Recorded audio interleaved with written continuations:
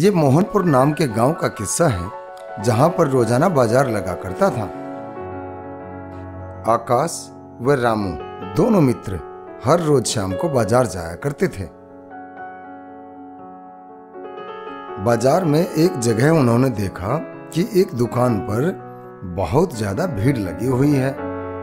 उन दोनों ने वहां से गुजर रहे एक अंकल से पूछा, अरे अंकल जी, वहां इतनी भीड़ क्यों लगी हुई है? बेटे, ये नई दुकान जो खुली है ना, इस पर लस्सी बहुत अच्छी मिलती है, तभी तो यहाँ इतनी भीड़ लगी हुई है। आज तुम मुझे लस्सी पिलाओ, मैं भी 2 गिलास बनवा लेता हूँ। मेरा तो आज व्रत है, तुम ही पियो लस्सी। तुम कितने भी व्रत रख लो रामू, मिलेगा वही जो भाग्य में होगा। उसने दुकान वाले से लस्सी मांगी और पीकर देखी। लस्सी का स्वाद आकाश को बहुत पसंद आया। उसने दुकान वाले को पैसे दिए और रामू के पास जाकर बोला, अरे रामू, ये लस्सी तो कमाल की है। मैंने ऐसी लस्सी अपने जीवन में पहली बार पी है। सच में मजा आ गया। तुम्हें भी वो लस्सी पीनी चाहिए। फिर रामू के पास एक अंकल आए। अंकल ने रामू से यही बात कही, तुम्हें भी वो लस्सी पीनी चाहिए। आकाश और रामू यही देख रहे थे कि हर कोई एक ही बात बोल रहा है, तुम्हें भी वो लस्सी पीनी चाहिए। रामू ने दुकान वाले के चेहरे पर एक अजीब सी मुस्कान देखी। यार आकाश, मुझे वो लस्सी वाला अजीब ही लगता है। तुमने देखा ना कैसे सब उसकी लस्सी पीकर बस तारीफ किए जा रहे थे। मुझे तो लगता है उसकी लस्सी में कोई जादू है। अरे रामू, टाइम देख रहे हो क्या हो रहा है? अब तुम आधी रात तक उल्लू की तरह जागो मत। भला लस्सी में क्या जादू हो सकता है? जादू तो तुम्हारे सिर पर चढ़ा हुआ है। अब तुम सो जाओ। रामू और आकाश अपने अपने घर जाकर सो जाते हैं। सुबह होने पर रामू और आकाश काम पर निकले। आकाश अपने काम में व्यस्त था। उसे बार बार लस्सी का स्वाद याद आता और वही लस्सी पीने का मन करता। अब आकाश काम करते करते रुक गया। अरे आकाश, तुम्हें क्या हुआ? मुझे लस्सी पीने का मन कर रहा है। मेरे मुंह में पानी आ रहा है। तुम्हें काम के बीच में ये लस्सी कहां से याद आ गई? पता नहीं, पर मेरा लस्सी पीने का बहुत मन कर रहा है। आकाश लस्सी की दुकान की ओर चल पड़ता है। वहाँ 5 लोग ऐसे ही और भी थे। उनके साथ भी कुछ ऐसा ही हुआ था। आकाश का अपने शरीर पर नियंत्रण नहीं था।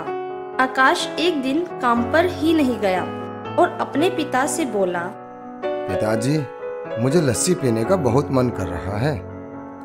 अरे आकाश, ये क्या हर समय लस्सी लस्सी ही करते रहते हो? तुम्हें क्या हो गया है? पिताजी, अब मुझसे रुका नहीं जाता। अब मैं लस्सी पीने जा रहा हूं।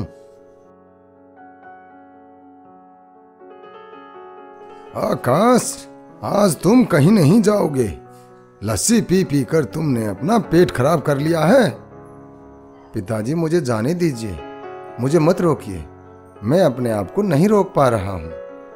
अगले दिन पिता ने रामू से मदद मांगते हुए कहा, रामू बेटा, मैं तो आकाश से बहुत परेशान हूँ। वो मेरी बात ही नहीं सुनता।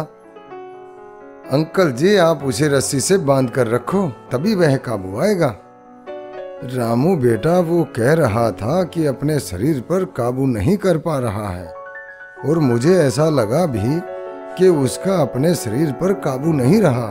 अंकल जी, यह तो बड़ी ही अजीब समस्या हुई। मुझे तो पहले भी लगा था कि जरूर लस्सी वाले की लस्सी में कुछ गड़बड़ है। रामू बेटा, अब तुम ही कुछ करो। अंकल जी, आप बिल्कुल भी चिंता ना करो। मैं उस लस्सी वाले की सारी जन्म कुंडली निकालता हूँ कि वह लस्सी वाला ही है या फिर कोई और हाँ, आकाश को भी समझाऊंगा। हाँ, तुम पता लगाओ बेटा, लेकिन आकाश के साथ जरा ध्यान से काम लेना। वह हाथ पैर चलाता है, यदि उसकी इच्छा पूरी नहीं हुई तो। अंकल जी, आप चिंता ना करो। यदि उसने मुझे भी मारने की कोशिश की तो मैं उसके कान अच्छे से मरोड़ दूंगा। रामू और आकाश अब रात में लस्सी वाले की दुकान पर गए। उसने खिड़की से झांक कर देखा कि लस्सी वाला और उसकी पत्नी आपस में बातें कर रहे हैं। तुम देख रही हो माया, अब ये गांव वाले मेरी लस्सी के पूरी तरह से आदी हो चुके हैं। इनमें से कोई नहीं जानता कि मैं एक केमिस्ट हूँ और अपनी लस्सी में ड्रग्स मिलाता हूँ। एक बार जो पी लेता है उसे लत पड़ जाती है। सुनिए जी, अब तक तो लगभग पूरे गांव ने हमारी लस्सी पी ली होगी। हम कल तो अमीर हो जाएंगे ना? अब हम जल्दी ही अमीर ही नहीं, बहुत ही अमीर होने वाले हैं। अच्छा सुनिए जी, आप मेरे लिए महल बनवाएंगे ना? अभी महल के सपने मत देखो, जल्दी से जाओ, अपने काम पर लग जाओ। रसोई से जादुई चीनी लेकर आओ, कल के लिए जादुई लस्सी तैयार करनी है। यह सब देख आकाश और रामू को सब कुछ समझ में आ गया। उन्होंने जल्दी ही पुलिस को फोन किया और लस्सी वाले को सलाखों के पीछे भिजवा दिया। जादुई लस्सी वाला अब अपने बुरे कर्मों की सजा सलाखों के पीछे बैठकर भुगत रहा है।